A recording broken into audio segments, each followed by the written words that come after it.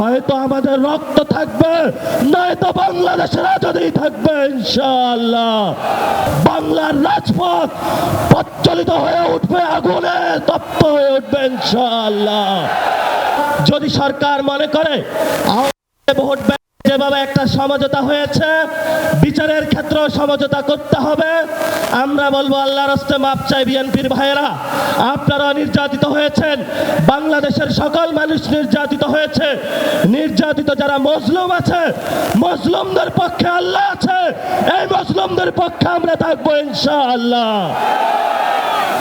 Last যে কথাটা, এই যে ইলেকশন হয়েছে, আমিরে জামাত বলেছেন যদি সেই ইলেকশনের রেজাল্টটা মেনে নেওয়া হতো তাহলে বাংলাদেশে একটা গৃহযুদ্ধ হতো। আমরা বাংলাদেশে একটা গৃহযুদ্ধ চাইনি বলেই এই পর্যন্ত আমরা শান্তি এবং শৃঙ্খলার সাথে রয়েছি। নির্বাচন কমিশনে যে কমিশনারগণ নিয়োগ হয়েছিলেন, সেই প্রস্তাবনা আমাদের কাছে এসেছিল, বলেছিল ভাগ বটরা করে অমুক অমুক ব্যক্তিকে বসাতে হবে। সেই সময় আর সহায় এই সব গোপন সংলাপ আলোচনায় আমরা রাজি হই নাই।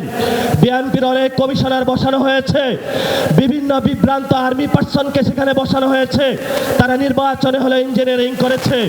আমরা তো আপনাদেরকে হুঁশিয়ার করে দিতে চাই, এই অনেক কমিশনারদের এক পা অলরেডি কবরে চলে গেছে।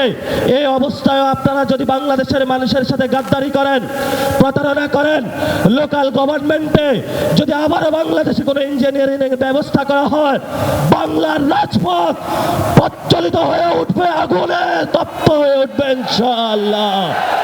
আপনারা লোকাল গভর্নমেন্টে সবাই প্রস্তুত থাকবেন ইনশাআল্লাহ। মাঠে হয়তো আমাদের রক্ত থাকবে, নয়তো বাংলাদেশের আজাদী থাকবে ইনশাআল্লাহ।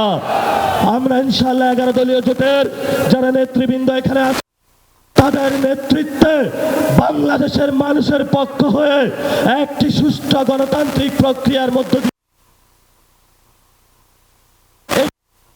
বাংলাদেশ, এটাই শহীদ মুগ্ধের বাংলাদেশ, এটাই হলো শহীদ ওয়াসিমের বাংলাদেশ। সবাইকে রাজপথে ছাড়বেন না, রাজপথে মুক্তির সমাধান, রাজপথে আজাদির সমাধান, রাজপথে বাংলাদেশের সমাধান, রাজপথে হলো সার্বভৌমত্বের সমাধান, রাজপথ হলো ইসলামকে সার্বভৌমত্ব রক্ষার সমাধান। এই সমাধান আমাদেরকে ইমানি দায়িত্ব, দেশপ্রেমের দায়িত্ব ইনশাআল্লাহ আমরা ঘরে ফিরবো। আসসালামু আলাইকুম।